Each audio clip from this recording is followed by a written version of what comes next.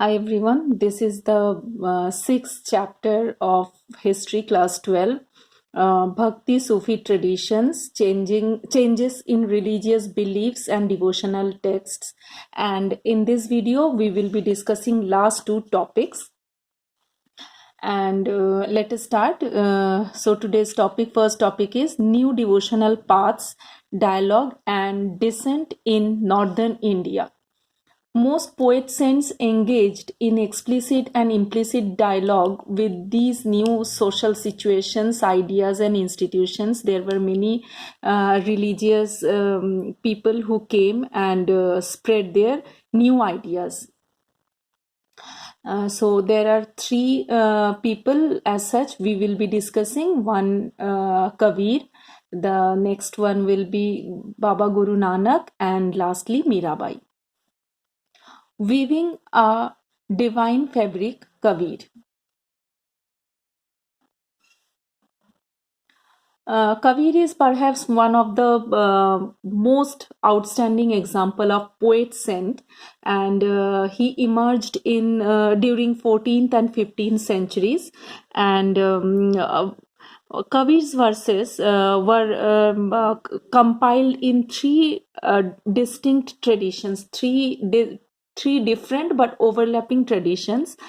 The first one was Kabir Bajika, Kabir Bijak, which was preserved by the Kabir Panth in Varanasi in Uttar Pradesh. The second type was Kabir Granthavali.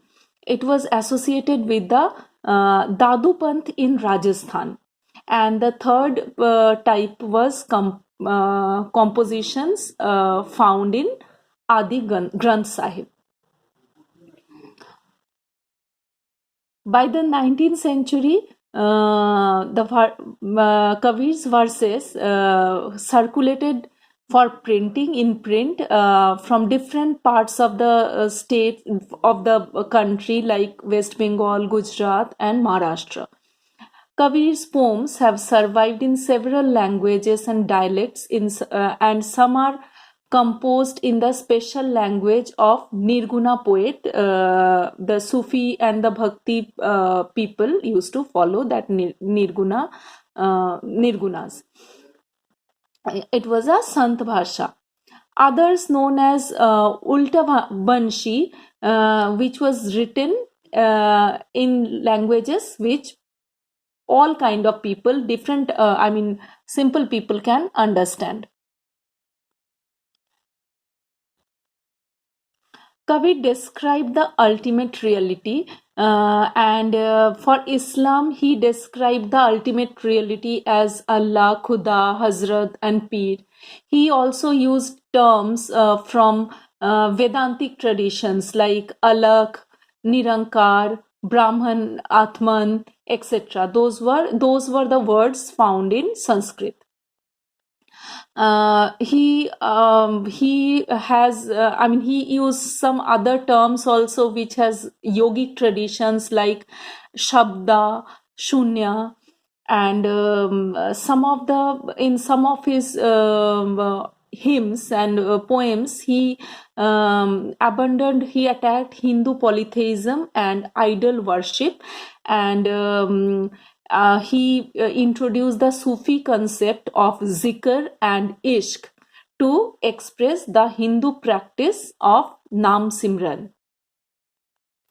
There are several groups of people who claimed for Kabir's legacy, and the hagiographies, that is the biography, Kabir's biography, that suggests that he was born in a Hindu family and he was raised by a poor Muslim family who belonged to the weavers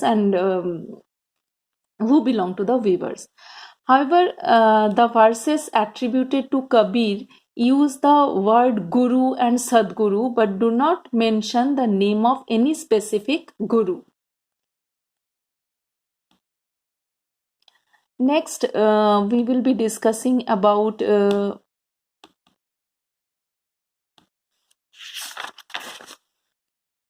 we'll be discussing about Baba Guru Nanak.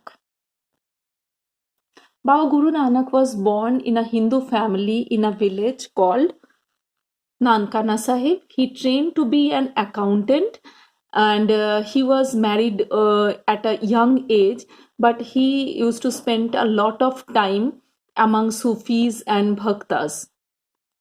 The hymns of Guru Nanak suggests that he advocated a form of Nirguna Bhakti. Nirguna means which doesn't follow any attribute.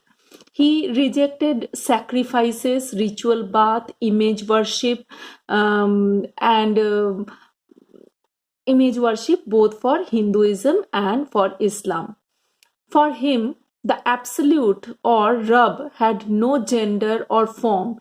He proposed a simple way to connect to the divine and remembering and repeating the divine name through hymns called Shabad in Punjabi. Guru Nanak Dev organized his followers into a community for congregational worship involving collective recitation. He appointed one of his disciples, Angad, to succeed him, and that process was followed for next 200 years. In late 17th century, the 10th Guru Gobind Singh, included the composition of 9th Guru, Guru Tegh Bahadur, and this scripture was called Guru Granth Sahib. Before that, during the 5th Guru Arjun Dev, he compiled Baba Guru Nanak's hymns along with his 4 successors. And Guru Nanak did not wish to establish a new religion, and after his death, this Sikhism came into effect. Guru Gobind Singh also laid the foundation of the Khalsa Panth, that is the army of the pure, and defined its 5 symbols, that is uncut hair, a dagger, a pair of swords, a comb, and a steel bangle. Under him, the community consolidated as a socio-religious and military force. Next is Mirabai. Mirabai came in between 15th and 16th century. She is the best known women poet, Bhakti poet, and she was a Rajput princess, and she was married to the prince of Sisodia clan of Mewar, Rajasthan. She defied her husband and did not submit to the traditional role of wife and mother. Instead, she recognized Krishna, the avatar of Vishnu, as her lover. Her in-laws tried to poison her, but somehow she escaped. According to some traditions, her preceptor was Raidas, a leather worker. This would indicate her defiance to the norms of caste society. That means her guru was Raidas, who was from a lower caste background, and that's why Mirabai did not recognize the caste system. Although Mirabai did not attract a sect or group of followers, she has been recognized as a source of inspiration for centuries. Her songs continue to be sung by women and men, especially those who are poor and considered low caste in Gujarat and Rajasthan. Her songs are known as Meera Bhajan. our last topic is reconstructing histories of religious traditions. So in this chapter, we have seen that the source of information was sometime text, sometime material remains, and sometimes the documents. Now those texts and documents were written in different languages, different local languages, and to decipher those texts, the historians needed to understand different types of varied ranges of languages. For today, this much. Thank you.